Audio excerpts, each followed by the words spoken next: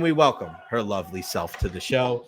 Diandra, what do you make of the last 2 minutes of our show and the I was gonna description there? say, what an intro that was. And I walked in at the perfect time.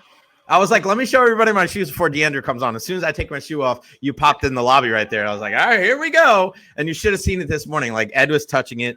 Eric wasn't touching it. Jack Finley's like, whoa, dude. Unbelievable. Victor Hedman's brother and his like whole family was here. And then Brian Breesman's like, yeah, they came all the way here from Sweden because they heard about Jay's shoes. Like it just became, these things are like I touched it by accident. These are dangerous.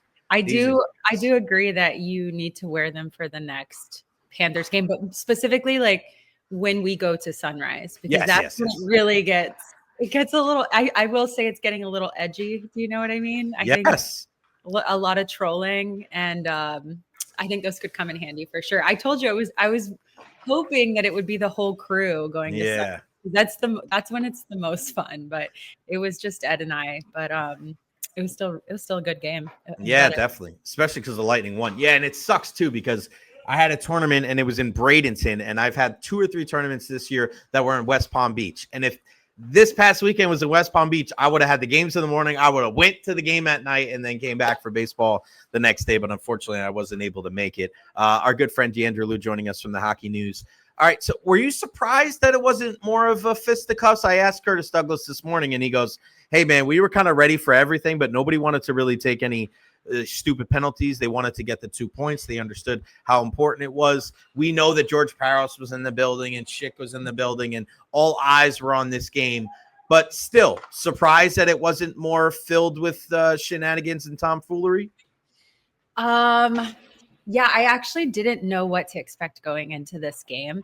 I told Ed actually when it started, it seemed like, because we thought something was only said to the Lightning after that preseason game, given the fine that Coop got and all of the suspensions and everything. But it kind of seemed like maybe something was said to the Panthers. Also, I thought, God, if they would have handled this from the beginning, what it looks like, Legal wouldn't have been concussed twice. So that's what it looked like to me, is maybe the Panthers, something was said to them, because that was not the same team. And it is very different when they're not concussing people and elbowing people in the head, because it was a totally different dynamic. That game was completely different. And so, I mean, it was pretty clear early on, I think a couple times, Sabrin, was trying to go with some of the guys, and it was just like they were not interested in doing that this time, which is not something we're used to seeing with the Panthers at all. They're also very injured as well, and that will humble you quickly for sure. Yeah, I think that was that also is another thing. Like, I'm with you. I think Florida did not put their foot on the gas pedal, and they didn't have their full complement of players either. And we know that Barkov is out, even though he's not that type of guy, and Kachuk's going to be out for a while. And even the Lightning were riddled with injuries too. So it's kind of weird. It's like you're fighting kind of somebody else's battle in a weird way. But the Lightning came away with 2 points, Diandra, and I think they played a really good game. And what do you make of that fourth line with Sabrin, Finley, and Douglas? I was going to say that line in particular. Also, the fact that Hagel didn't play, I don't know what it would have looked like if Hagel was in. And Hagel and Cirelli, that's a package deal right there. So I don't know what it would have looked like had those two been playing. I think AJ Greer, like that is still something that will be addressed, I'm sure, at some point this season with Greer. But that I was going to say that fourth line, I actually talked to Curtis Douglas yesterday, but that fourth line, like they wanted none of that fourth line. Yeah. Those guys are what it's like. Curtis Douglas is 6'9", 6'6". How tall is Scott Sabrin? I forget. I think it's 6'4", 6'6", and 6'9", if I'm not mistaken. Yeah, I will say having that line on the ice makes a big difference compared to what we saw with the Lightning last year. But I talked to Curtis Douglas yesterday, and we talked to Finley. Obviously, he got his first goal in Sunrise. And I mean, they started building chemistry right away. And from what they've told me, like Sabrin is the guy that's kind of leading them, rookies, and they're just kind of going with what he like guides them, and they feed off of him, which is I don't know, it's awesome to see like a guy like Sabrin come up and play some NHL games, and obviously make a difference. Like he had some scoring chances even against Vancouver, so it's been fun to watch them. And also, it's just a nice dynamic with the younger guys and the guys coming up from Syracuse Mhm. and the vets that the Lightning have already. It's just a very exciting energy now. I think it was getting a little stale last year when it came to the Lightning. And, a lot of that had to do with the salary cap and not being able to call guys up. And if a guy got hurt, it was just like, all right, well, we're just going to have to deal with it. And Julian Breezeball talking to us before the season, kind of giving us the heads up of like trying to be more versatile and being able to throw different looks at different teams. And we know that the Panthers are at the top of that list, and not just because they're the Stanley Cup champs, but just seems like the Lightning play them every year in the playoffs. But what have you seen as far as the difference between what you saw last year from the Lightning team as a whole compared to this year? I think the story for me so far this season, obviously it's a long season, but so far it's been the fact that they've been able to rely on these guys coming up from Syracuse, and they're not like they're delivering, like they are coming up ready to go, and they're playing really well. And I think you see guys like Braden Point or Cooch, like that top line. I don't want to put Gensel in there, but like Cooch and Point, right, have obviously offensively, like they are not the same that they were last year so far. When you have the depth that the Lightning have now, they've kind of rebuilt that Syracuse roster. Julian did a really good job of that this summer. They've been able to rely on those guys. Like they're not just coming up and blending in, they're actually making a difference, and they're scoring goals, which the Lightning really need right now as those top guys start to kind of figure it out. That's been the story for me. Those guys want to stay up here. Like they don't want to just come up and go back. Like they really want to be able to be impactful. And I think my thing is we're kind of seeing, right, the different eras of the Lightning, right? Because you have the guys that you're so used to, like you said, it's the same thing we've known for the past however many decade, right, of what the Lightning look like and what the day-to-day is like. And then now you have kind of this, you have like the middle group, and then you have these young guys coming in from Syracuse. And it's been really fun to watch for me, honestly. Yeah, it's funny because you have like Hedman and Kucherov and McDonough and guys like that, and the Stanley Cup winners, and then Cirelli's kind of in there, but he's the younger group, and then you have Hagel, Paul, and some of those guys have come after, and then now you have some of these new guys, and they're not always the youngest either, right? Like because you look at Stu and you look at Dominic James. I mean, there's those two guys. It's not like they're 19 years old, but those two guys specifically, I think, Diandra, have set the tone for those young guys or these new faces that we've seen with the team. Because it's, and it looks like Dominic James will be back tonight. But, man, you can't take James and Stu out of the lineup. They're two of the better players that we've seen so far this season. No, yeah, they can't go down. And I know Curtis Douglas hasn't played a lot of minutes, but you can see, like, he knows what his role is on this team. And when he's on the ice, like, his whole thing is I want people to know that I'm there, and I don't even want them coming near a guy like Brandon Hagel. Like they have to know that my presence is there. And the Lightning did not have that last year. So, and then you could add like Sabrin, like you said, the guys from Syracuse are not always the youngest guys, but they are adding fresh energy. And like I said, Sabrin's kind of anchoring that fourth line, what the guys told me. So they just, he's a vet, like he's been around for a long time and they can kind of listen to him. But it was nice to see Finley in as well. I would like to see more of like what he can do because he does add size to the lineup. And but yeah, like you said, Dominic James and Stu, I mean, I don't think they're going anywhere. The Lightning definitely needed guys like that. They've been looking, what Dominic James was 6th rounder, Stu is undrafted. Like that's what they needed. Yeah, to get the depth from these guys has just been absolutely incredible. And you start thinking like, what happens when everybody gets healthy? D, like what 12 forwards do you put out there when everybody gets healthy? Trust me, my brain has been trying to figure that out. I don't think Dominic James is going anywhere. I will say that. I don't know what's going to happen with. I mean, Sabrin will probably. I would think that would be. But I mean, if he keeps scoring, like he is making himself. I mean, I can see them calling him back up when they need him, but. I don't think Curtis Douglas is going anywhere. I know he doesn't play a lot of minutes, but he plays a specific role, and he's working really hard to kind of stay up and keep that going. But I don't know. It's tough. Like when Nick Paul comes back, what do you do? Yeah, I don't know. Like you look Point, Kucherov, and let's say you just put Gensel on that line, right? Mm-hmm. And then you have Hagel, Cirelli, and let's just put Bjorkstrand there. And then Paul, right? Gonsalves right? And James, like, is that your third line? And then your fourth line, you have Gord, Holmberg, Gergensons, Finley, Douglas, right? Like, that's five Yeah. guys. So what does that mean for like a guy like Gage Gonsalves, right? Like, he's the one guy that's need to step his game up, because I think he could be the odd man out of this entire thing.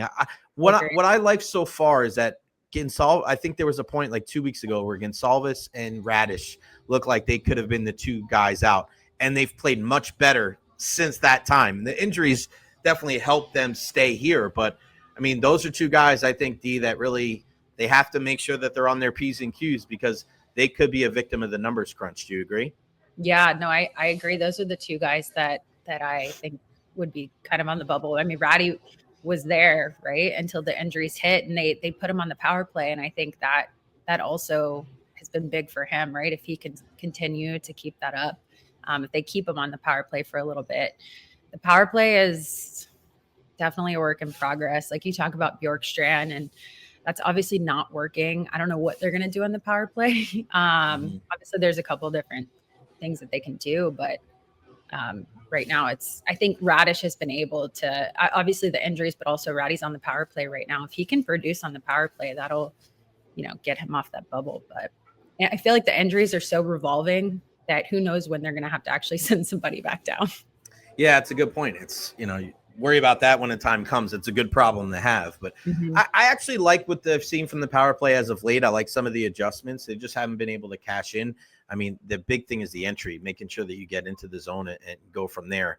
I wanted to ask you, kind of off the beaten path, a little bit of the Olympic roster. And when you see the Olympic roster and you see all these different imaginations of it's going to take every 12 top forwards, every top scorer. But we've seen, even with the Four Nations last year, that Hagel and Sorelli made that team. And Hagel and Sorelli, again, they're not on these TSN and Sportsnet and all these different things. And it's like, Cooper loves these guys. Breezeball is a part of this whole thing too. And you can't have 12 first-line forwards. You need guys that can kill penalties.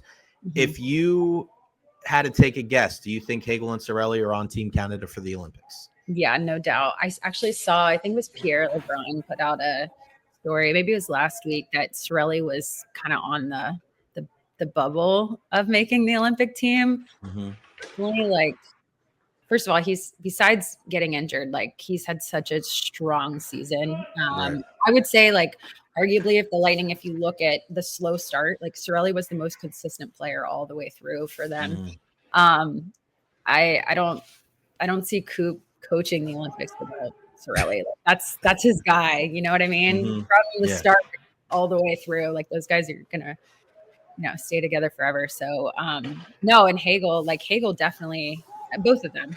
I mean, I don't see how either of them don't make the Olympic team. That would be wild. Yeah, it's like, all right, well, we get Bedard and Celebrini and all these guys, and it's like, yeah, it's just like, all right, we get it. Like, you got to play defense too. You can't just go out there and score a bunch of freaking goals. What do you look? Two-way player, like, why would you on your team? Exactly. No. So when you're looking at a game tonight, you're playing New Jersey. Obviously, Jack Hughes is banged up, one of the best players in the league. But what are you looking for as you? And I don't look at Sunday. To me, it was just a one-off. All the emotion was going into Saturday, and I think they just kind of ran out of gas. So I don't look at the game Sunday and how it ended and think like that's going to be a problem. There's going to be any trickle-down effect, because I think there's, again, we've been talking about so many moving pieces. But as we kind of like put November 15th behind us, because we've had that date circled on the calendar for the last freaking couple of months. Yeah. I feel like this is like a second season now for the Lightning, right? Like, this is a new season. What are you looking for in the first game of that new season tonight against the New Jersey Devils? I mean, I know, well, I'm sure you already know this, but like, they weren't supposed to have practice yesterday. And because of the loss that they had on Sunday, they had a full practice yesterday. And I think, like, the biggest thing that I took from that practice is them, like, typically with the Lightning, this has just been historically how they are. Like, they'll start to go down, maybe there'll be a 1-goal deficit, and you'll kind of see things progressively get worse. They want to train them to not think that way. So I think, New Jersey has a lot of injuries too. Not that that's an excuse for either team, but like, they're also battling a lot of injuries. So I think the Lightning are going to come in. They need to get a win at home. I think watching them, like, they knew why they were there yesterday. they're going to want to like kind of erase that, move on, and get 2 points tonight, obviously. So I think they're going to come out the gate strong. They're getting Sorelli back, which is huge. And then we'll see like what happens with the decor. I know they're kind of a game time decision, but it would make a huge difference to have Victor Hedman back on the ice with them, because that decor is banged up. So we'll see what happens. But they're going to be ready to go for sure tonight. I have no doubt. Yeah, Santini and Declan Carlisle get called up this morning. They were the first two guys on the ice for morning skate, and you look at the names. We know Crozier's going to be out for a little while. We know McDonough's still on IR, so that's two guys that are definitely out. They were talking about Hedman and Chernak possibly being out. It looks like Moser will probably be in, but this is just kind of crazy that they have so many guys that are in and out. I mean, last year, for the most part, I think they were relatively healthy, but this year has been completely different. It's worked out pretty good for the Lightning. Because if this would have happened last year, they would have played games with like two guys down. Like they wouldn't have been able to, they would have had to trade people because they just didn't have any room when it came to the salary cap. So like if it's going to happen, if it's going to happen, this season is like the one that it can happen, because you look at the rest of the Atlantic Division and everybody is banged up. I think Austin Matthews is out in Toronto. Like the Panthers are obviously dealing with their own, injuries. And then you just look at the standings. I think the Lightning are, when I checked last, which I think it was yesterday, like 4 points out of first place, but it's a weird season for injuries. And like you said, like the Lightning have depth this year and they've been able to rely on these guys. So I guess if it's going to happen, I don't remember. I was going to ask you, I don't remember the last time they've been this injured. It's been a while. It's because they've been relatively, usually like, we saw years ago when it was like Cooch was out for a while, Stammer was out for a while. That was the big thing, but they really haven't had anything like this for anything that I can remember where there were so many guys from Syracuse called up. This is a good question from SRQ Tom. What is going on with Connor Geekie? Last I heard, he got sent to Syracuse and haven't heard anything about him since. My answer to a question posed about Connor Geekie before, Diandra, was, he's a guy that if they call him up, I think they want to call him up for the long haul. But I'm in the minority, or maybe I am, I don't know. But I think Connor Geekie is a guy that eventually should play with Point and Kucherov, because I just feel like he gives you something that we haven't had since Andre Palat, a physical body that is going to shoot the puck and shoot the puck and shoot the puck some more. They haven't really found a guy like that. I think Gensel plays better with Hagel and Sorelli. I just think it makes your lineup better. But what is your take on Connor Geekie and what you've seen from him, and your opinion on why we haven't seen him amidst all of these call-ups? Yeah, I was actually just talking to Eric about this yesterday, like kind of what his thoughts were on Geekie, because, I know like his role would be he would be in a top six role here. And I don't know where he fits in at this moment right now. So I think I was a little surprised that they didn't call him up against the Panthers, but I feel like when they do that, there's a very specific reason why he didn't get called up to play against the Panthers. And I think he's in Syracuse. They're developing him. I agree with you. Like if he's going to stay with the organization, I think that they're going to let him go down in Syracuse, play top 6 minutes, work on his skating. That was the biggest thing. When I talked to him in training camp, he's like, I spent the entire summer working on my skating, because that's what, that's like what the Lightning wanted me to do, is just get better and be more confident and comfortable. So I think that's why he's down there. I agree with you I don't think they're not going to bring him up and down, especially because mentally that's just not good for his development. So I think when he does come up, it'll be to stay. That could very well change as the Lightning figure out like where their needs are, but he's a top 6 player. So right now, there's not really a specific spot for him. So it's better for him to go down there and develop. Just keep playing. Keep on playing. What do you got down the pike coming, sir? Some great stories for the hockey news. Ooh, I don't want to give too much away. My stories. I've had to deal with that. Not me. I don't do stories. I can't give too much, but that fourth line from the Panthers could be something like that. What's been your favorite story you've written this year then? How about that? Ooh, I think this one that I'm working on right now is good. I've really enjoyed talking to the Syracuse guys. for me, it's just like getting to know players as human beings, and also I've noticed like those guys are really bonding. They really bonded over training camp. And I love talking to them about like what they do outside of hockey and, what it's like on the ice, like all of them being so close. So I've really enjoyed getting to know some of those guys. And then I love the Distu and Dominic James relationship. Like those two bonded. They didn't even know each other coming into training camp, and then they just clicked, and now they're up here together. So, stories like that are my favorite. Like we get to the guys that have been here, like the vets, like we know them. I've done so many stories on all of them every way that I possibly could. So it's cool to get to know some of the newer guys.